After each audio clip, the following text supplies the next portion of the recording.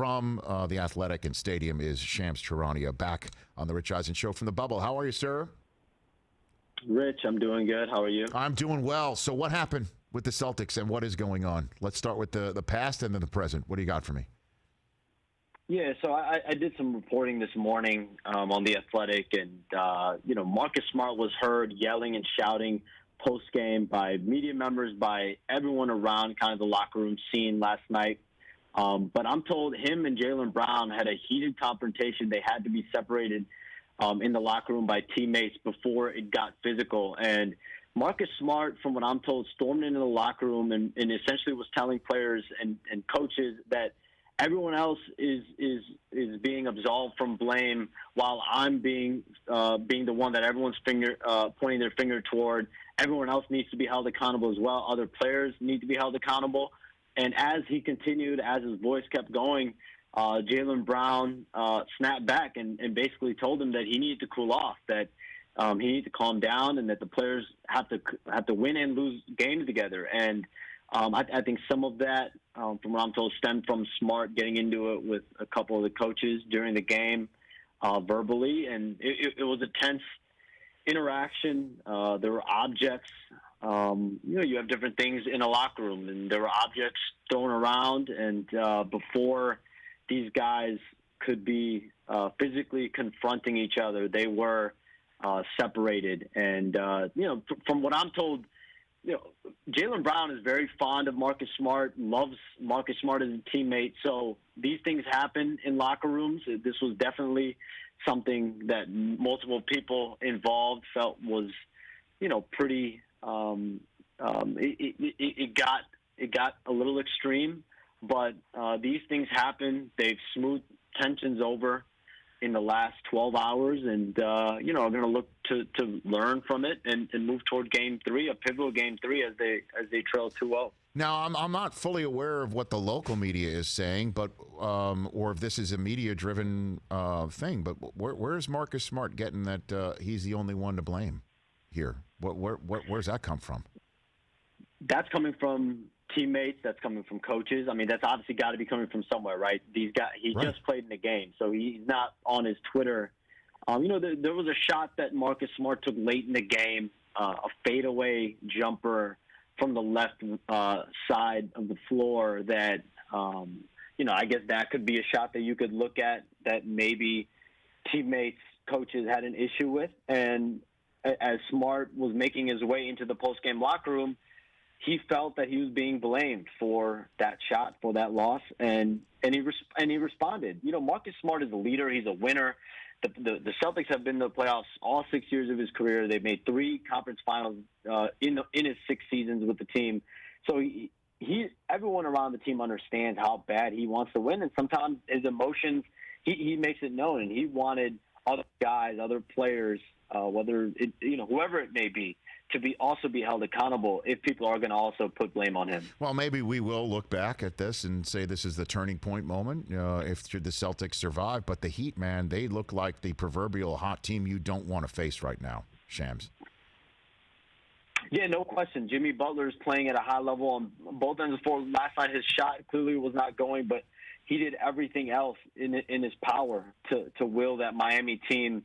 Bam Adebayo had a big second half, and Brad Stevens is going to have to make some adjustments here with his lineup, with his defensive adjustments. There's going to be changes that need to be made going into Game 3. We'll see what that is. Gordon Hayward is continuing to make progress to potentially return, and those are the two things that the Celtics need to identify.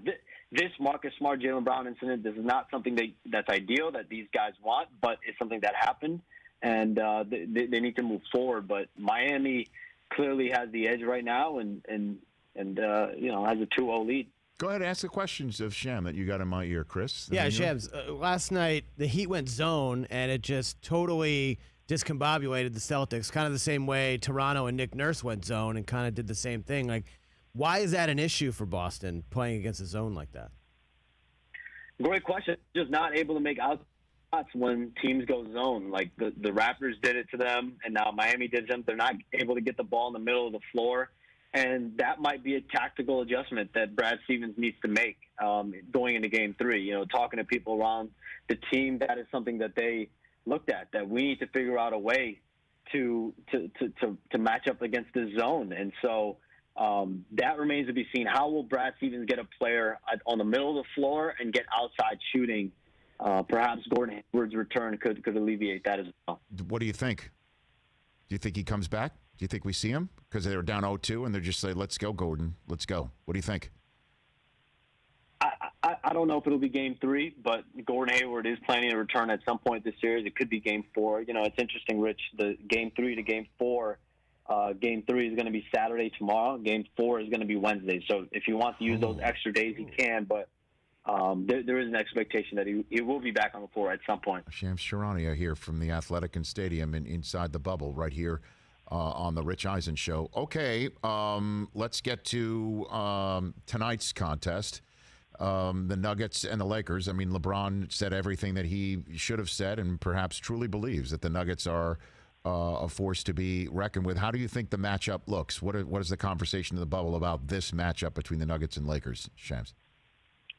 Listen, Denver's still going to be regarded as an underdog, and I think they understand that. And now they're going to have another series where they're going to be the underdogs, and the Lakers are going to be the favorites in this. There's no question. But the Nuggets look like they have it in them, and everything so far that we've seen in the playoffs has you know, they find ways to win games. They find ways to compete. Jamal Murray is playing with such a swag right now. Nikola Jokic is looking like probably the best player, or if not one of the best players so far in this playoff series, in this entire postseason throughout the NBA. And so Denver definitely looks poised. And one adjustment I do expect the Lakers to make, you know, coming off that Houston series, is I think they will play a lot bigger, expect more minutes for Dwight Howard. He did not play much against the Rockets. Who guard? Is it Rondo on Murray? Is that who we're going to see? Who's? I could see. I mean, obviously they start with LeBron James at point guard. I could see Kentavious Caldwell-Pope starting on Jamal Murray, but you know, you have Rondo coming off the bench. Alex Caruso, I'm sure, will also get a lot of clutch minutes on him, as he did in the Houston series on James Harden or Russell Westbrook. I guess what I mean is crunch time. Like if there's a crunch time moment, third quarter, he catches fire like we saw him do against the Clippers. Who is the guy that when it comes down to it is gonna mark Murray? Is it LeBron? You really think so? It would not surprise me if LeBron James in crunch time takes effort on Jamal Murray. That'd be great. But, you know, the primary defenders I would probably see are Kentavious Caldwell-Pope, Alex Caruso, in some form of Rondo potentially. But, you know, in terms of clutch moments, I would expect Caruso, LeBron, KCP. Okay, that'd be great. Shams here on the Rich Eisen Show. Let's talk Clippers. What's the aftermath? Is Doc Rivers in any sort of trouble with the Clips? I haven't heard that. I think that, you know, there's a reason Kawhi Leonard, Paul George wanted to come to the Clippers. Doc Rivers was a major reason. This loss was difficult. There's no question about it. And now they're going to need to find a way to, and a lot of it might come internally. They're going to have, you know, a couple parts that they could look to move. I think getting another playmaker will likely be a priority for them this summer. Another guy at point guard in the backcourt potentially. But they have the talent. They have the pieces. They just did not perform at the level that they needed to. And you know, Paul George didn't step up to the plate in clutch moments. The one off game Kawhi Leonard had so happened to come at the same time that other guys were also struggling. Lou Williams couldn't find his stride in the playoffs. Montrezl Harrell. So they could easily run it back. They have the talent. They still have all the pieces to compete for a championship berth. Did Paul? I mean, is there really any truth to Paul George saying, like, did the Clippers really have an approach this season prior to the pandemic and then post bubbling up in the bubble that this year wasn't the year anyway? That they had more runway than this season to win championship or bust? Was that really the mindset of the Clippers? Because that I found very hard to believe, Shams. Technically, they did have the runway. They have next year with Paul George and Kawhi Leonard under contract before their player option years. But overall, this year was still looked at, from all, players, coaches. The championship was the ultimate goal this year. Anything short of that, and that is the expectation that the Clippers put on themselves when they went out, got Kawhi Leonard in free agency, traded multiple draft picks, Shea Alexander, Alexander for Paul George. That's the expectation you put on yourself with the championship coach and Doc Rivers, the talent that they have on this roster. This is a championship level team. Lawrence Frank, Doc Rivers, these guys have high expectations. Nothing short of a championship would have satisfied this Clippers season. And I'm sure you weren't surprised by it, but maybe the ferocity of it. NBA Twitter and the rest of the NBA, from Magic Johnson to C.J. McCollum and Damian Lillard, I guess 3 people jumped at me. The widespread glee with which the rest of NBA Twitter and NBA players took with the Clippers blowing it. Walk me through all of that, those who might need a refresher. Were you surprised with the ferocity of everybody just having so much fun at the Clippers' expense?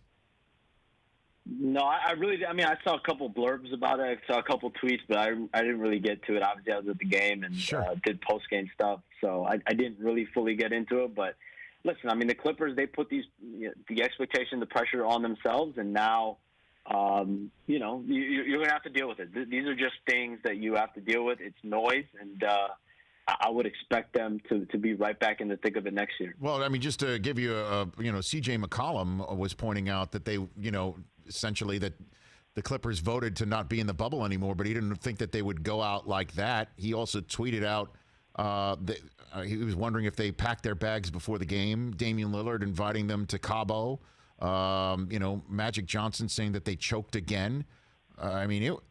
Is there such an animus towards the Clippers league-wide, Shams?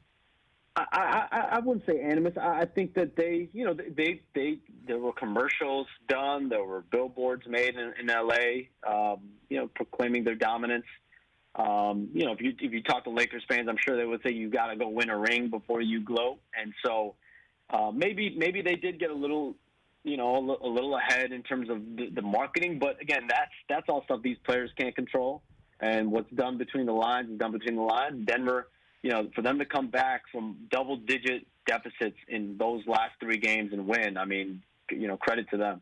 Last one for you, Shams Charania here from the bubble. When do we hear from Giannis, we're expecting to hear him being the MVP? When do we hear from Giannis about up or down on the concept of a supermax? Yes or no? I know we saw him tweet out saying, "I'll see you next year, Bucks fans," but when do we actually get rubber meeting the road on the most important item with him?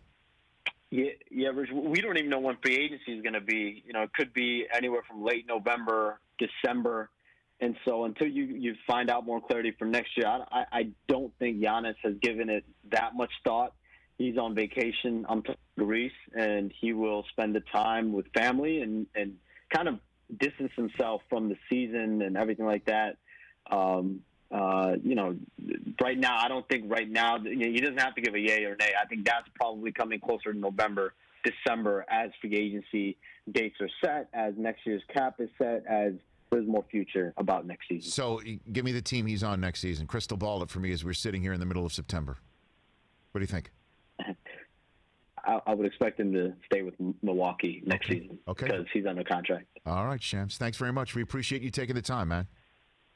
Thanks, guys. I appreciate it. You got that. Shams Charania here from the Rich Eisen Show. Hey, you watched all the way to the end. Thanks for that. Watch more right here.